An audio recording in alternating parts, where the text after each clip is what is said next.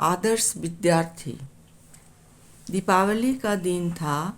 मैं कुछ खिलौने खरीदने बाजार पहुंचा। वहां कुछ खिलौने खरीदकर साथ के नौकर को दे उससे घर भेज दिया और स्वयं बाजार की सैर करने के लिए आगे की ओर बढ़ा। सहसा मेरे कानों में सुनाई पड़ा, बाबूजी खिलौने लीजिएगा, खिलौने। मैंने घूमकर देखा तो एक नवयुवक को खड़ा पाया। उसके हाथों में साधारण आकार की डलिया थी और उसमें 15-20 खिलौने रखे हुए थे। मुझे उस नवयुवक की साहस पर आश्चर्य हुआ। जिस बाजार में खिलौने की बड़ी बड़ी दुकानें मौजूद, वहाँ वह नवयुवक 15-20 खिलौने लेकर बेचने निकला है। मुझे खिलौने की आवश्यकता नहीं थी, इसीलिए मैं केवल मुस्कुराकर आगे बढ़ गया। 2-3 दिन पश्चात मैं पुनः किसी काम से चौंक गया। मैं अपनी आन में चला जा रहा था। सहसा वही परिचित स्वर सुनाई पड़ा, बाबूजी खिलौने लीजिएगा, खिलौने। चौंक कर देखा तो उस नवयुवक को खड़ा पाया। उसके हाथ में वही डलिया थी और लगभग उतने ही खिलौने अभी रखे हुए थे। मैंने उससे पूछा, तुम्हारे खिलौने अभी तक नहीं बिके? उसने मुस्कुराकर कहा, जी नहीं, ये उस दिन वाले खिलौने नहीं, वे तो उसी दिन बिक गए थे। मैंने उससे पूछा, तो तुम यही धंधा न करते हो? जी हाँ, फिलहाल तो यही काम करता हूँ। इससे तुम्हें कुछ मिल जाता है?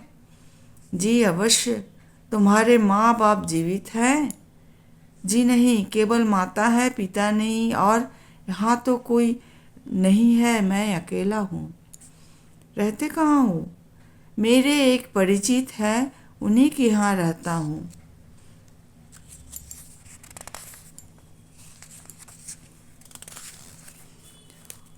उस नवयुवक की आकृति तथा बातचीत से मुझे पता चला कि यह साधारण व्यक्ति नहीं है। मैंने सोचा कि यह व्यक्ति पढ़ा लिखा मालूम होता है। सूरत शकल से भी अच्छे खानदान का जान पड़ता है। कोई असाधारण विपत्ति आ पड़ी है जिसके कारण इसे यह व्यवसाय करना पड़ा। मैंने उससे कहा, भाई इस समय मुझे खिलौने की आवश्यकता नहीं है। हाँ, यदि तुम कभी मेरे घर पर आया करो तो मैं कुछ खिलौने ले लिया करूँगा। नवयुवक बोला, बहुत अच्छा, मकान कहाँ पर है? मैंने अपने मकान का पता दिया। 1 सप्ताह पश्चात वह नवयुवक संध्या समय मेरे मकान पर खिलौने लिए पहुंचा।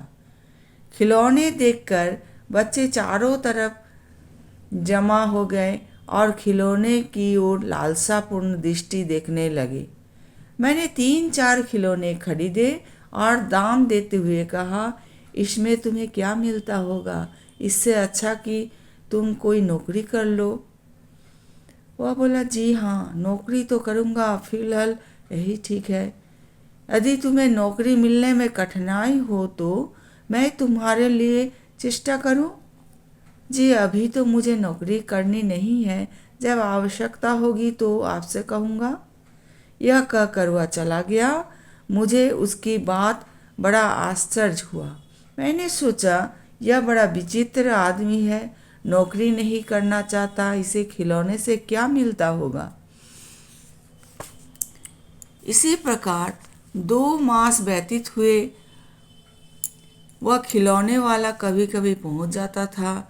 जब कभी बच्चे को उसके आने की सूचना मिल जाती, मुझे विवश होकर कुछ खिलौने खरीदने पड़ते, क्योंकि बच्चे हट करने लगते। परंतु जब बच्चे को उसके आने का पता ना लगता तो मैं उसे कोरा ही लौटा देता। एक दिन वह अपने नियमानुसार मेरे पास पहुंचा। उस समय उसके पास केवल 3 खिलौने शेष थे। बच्चों ना देखते ही घेर लिया। मैंने एक एक खिलौने 3 बच्चों को दे दिए।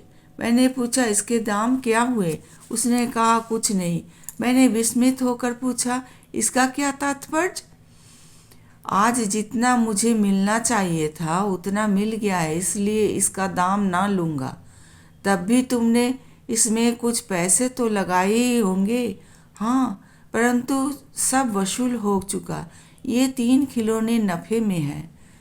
तब भी तुम्हें दाम लेने पड़ेंगे, मैं उन्हें मुफ्त ना लूँगा। आपको देता कौन है? मैंने तो बच्चों को दिया है। परंतु बच्चे तो मेरे ही हैं। हाँ, परंतु हक मुझे भी है कि उन्हें खिलौने दे सकूं।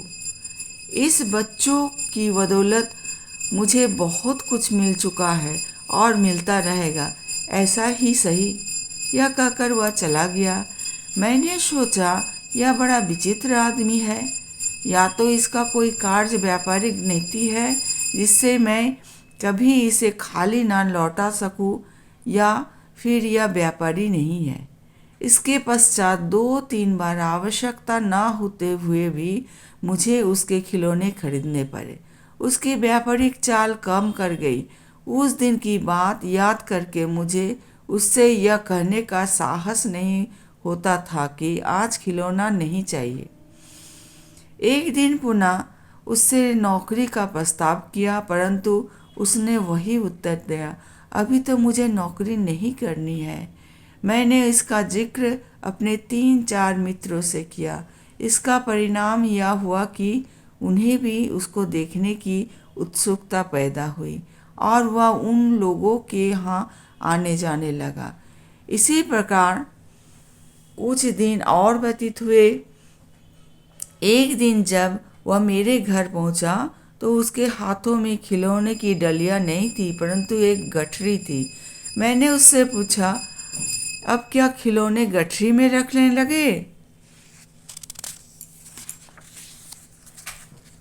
वह बोला, जी नहीं, अब मैंने खिलौने का काम बंद कर दिया। मैंने देखा कि खिलौने में आप लोगों का पैसा बर्बाद होता है, इसलिए मैंने सोचा कि ऐसी चीज़ें रखनी चाहिए जिससे ग्राहकों के पैसे सदुपयोग हो। यह कहकर उसने गठरी खोली। गठरी में कागज़, पेंसिल, कलम, नीव, दवात और होल्डर इत्यादि थे। मैंने प्रसन्न होकर कहा, यह तुमने खूब सोचा। वास्तव में खिलौने में तो पैसे की बर्बादी होती थी।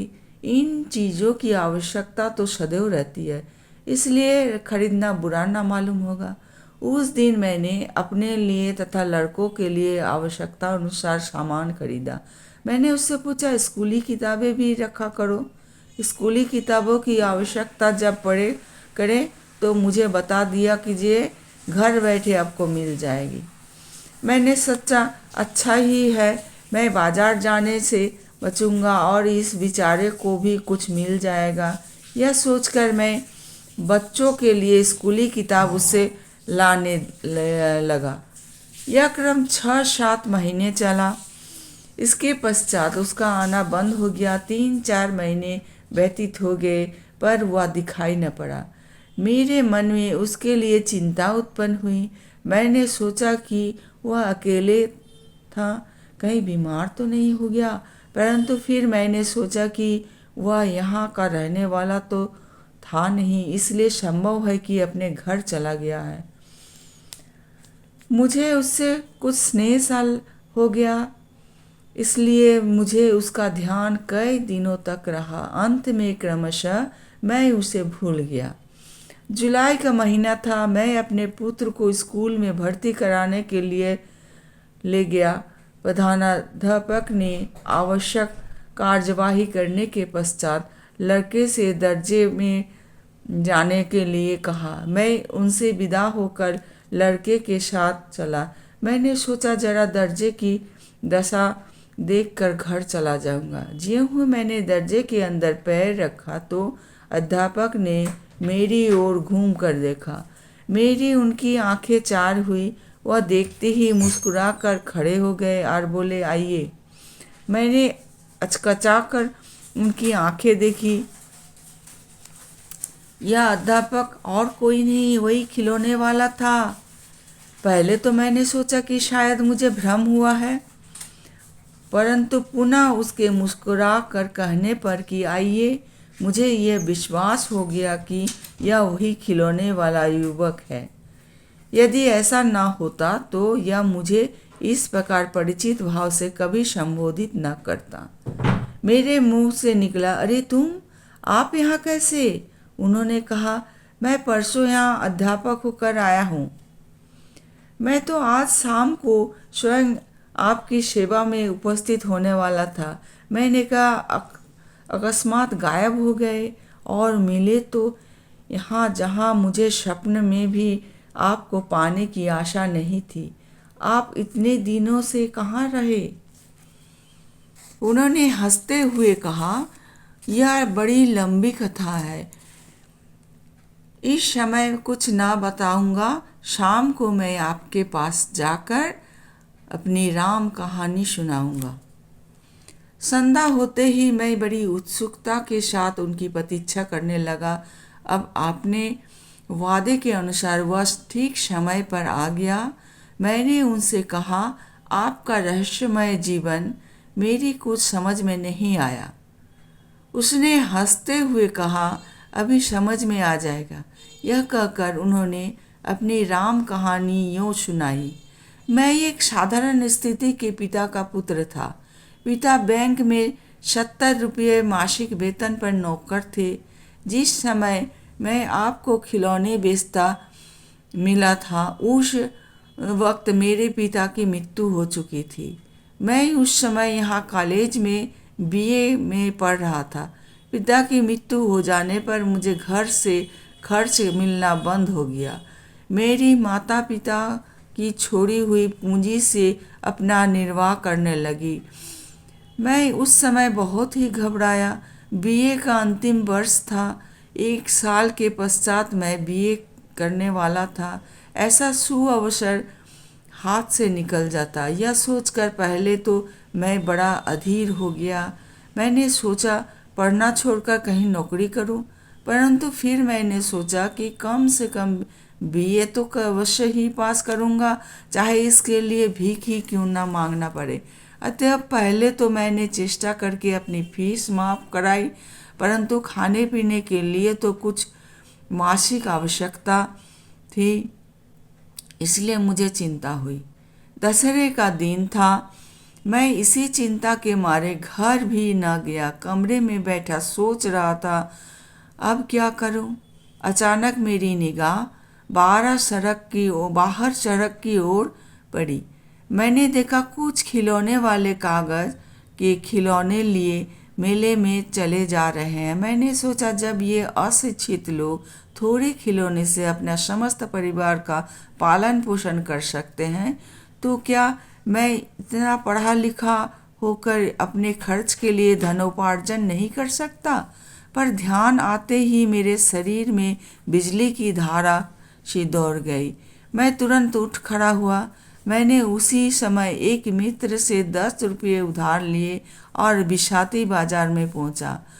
वहां मैंने 10 रुपये के खिलौने मोल लिए और डलिया में रख कर सीधे मेले में पहुंचा। वहां शाम तक घूमकर सब खिलौने बेच डाले। मैंने मुनाफा कम लगाया था, इससे मेरे खिलौने लोगों को सस्ते समझ पड़े, और जिसने एक बार भी मेरे खिलौने का मूल्य पूछा, उसने कुछ ना कुछ खरीदा अवश्य। उन खिलौनों से मुझे 2 रुपये मुनाफे के मिले। कॉलेज के कुछ लोगों ने मुझे देखकर पूछा, यह क्या? मैंने कहा, भाई, ईमानदारी से पैसे कमाने में कुछ शर्म नहीं। इससे वे लोग निरुत्तर होकर चुप रह गए। उस दिन से मैं नित्य शाम को 2 घंटे के लिए खिलौना लेकर निकलता था और रुपया 12 आना कमा लेता था। इस प्रकार मैंने बीए पास किया। इस लगन से प्रसन्न होकर प्रिंसिपल साहब ने अपने पास से खर्च देकर मुझे ट्रेनिंग कॉलेज भेजा। वहाँ मैंने बीएड पास किया और अब यहाँ 100 रुपये मासिक पर अध्यापक होकर आया हूँ। यही मेरी राम कहानी है। मैं यह सुनकर दंग रह गया। मैंने उसके चरण छूकर आप धन्य है, विधानुराग हो तो ऐसा। हजारों अमीरों के लड़के अनपढ़ रह जाते हैं और आपने कोई साधन न रहते हुए भी इतना किया। यह साधारण बात नहीं, आप जैसे बुद्धिमान ही ऐसा कर सकते हैं।